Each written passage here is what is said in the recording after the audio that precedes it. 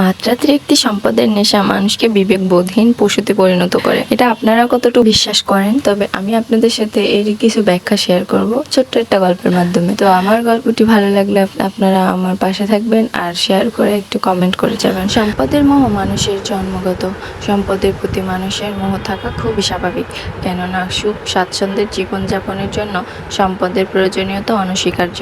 আবার সম্পদের অত্যধিক মোহ মানুষের জন্য চরম দুর্ভোগ ও অশান্তির কারণও বটে। সম্পদের মোহ মানুষকে ধ্বংসের চোরাগলিতে নিয়ে যায়।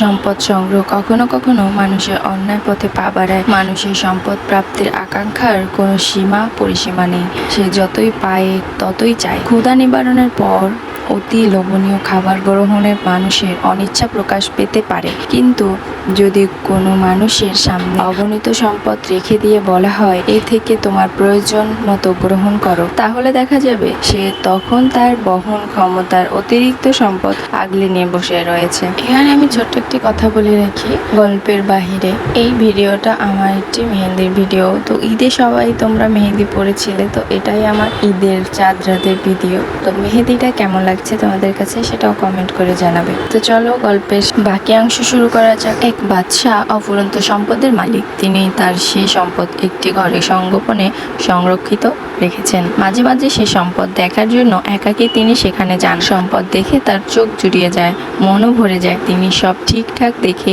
প্রশান্তি অনুভব করেন এবং মনে মনে বলেন তিনি যদি একাধারে এ সম্পদ ব্যয় করেন তাহলে 20,000 বছরেও ফুরাবে না। তিনি মনে মনে আশা করেন এ সম্পদ তাকে 20,000 বছর ধরে বাঁচিয়ে রাখতে সাহায্য করবে। এক রাতে তিনি সম্পদ দেখে মনে প্রশান্তি লাভের উদ্দেশ্যে গোপন ঘরের তালা খুলে সেটি বাহিরে রেখে দরজাটি ভিতর থেকে বন্ধ করে দিয়ে ঘরের ভিতরে পায়চারি করছেন আনমনে। এমন সময় তার একমাত্র শাহজাদা কি প্রয়োজনে যেন সেখানে উপস্থিত হলো। সে তালাটি বাহিরে দেখে ভাবলো তার বাবা হয়তো তালাটি খুলে লাগাতে ভুলে গেছেন। তখন সে দরজায় তালা লাগিয়ে দিল। কিছুক্ষণ পর বাদশাহ বাইরে আসার জন্য দরজার কাছে এলেন, কিন্তু তিনি তার বের হতে পারলেন না। ঘরটি এমন গোপনীয় ও সুরক্ষিত ছিল যে ভিতর থেকে শত ডাকাডাকি করলেও কোনো শব্দ বাহিরে বের হয় না। তিনি বুঝতে পারলেন এ ঘরেই তার মৃত্যু। আবশ্যক সম্পদ মানুষকে বাঁচায় কিন্তু সরাসরি বাঁচায় না। ঘরে সম্পদের ছড়াছড়ি অথচ একটু খাদ্য নেই, অনাহারে তাকে মরতে হলো।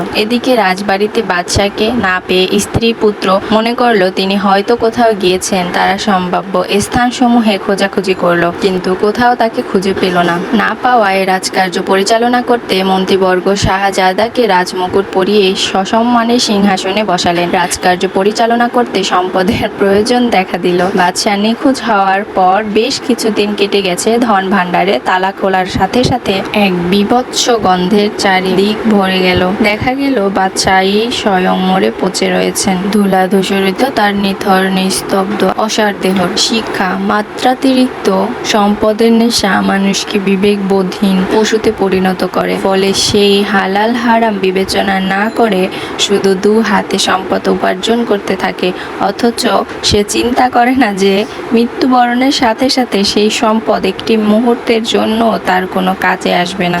আমার এই গল্পটি আপনাদের কাছে ভালো লেগে থাকলে একটি শেয়ার করে দেবেন। আল্লাহ হাফেজ।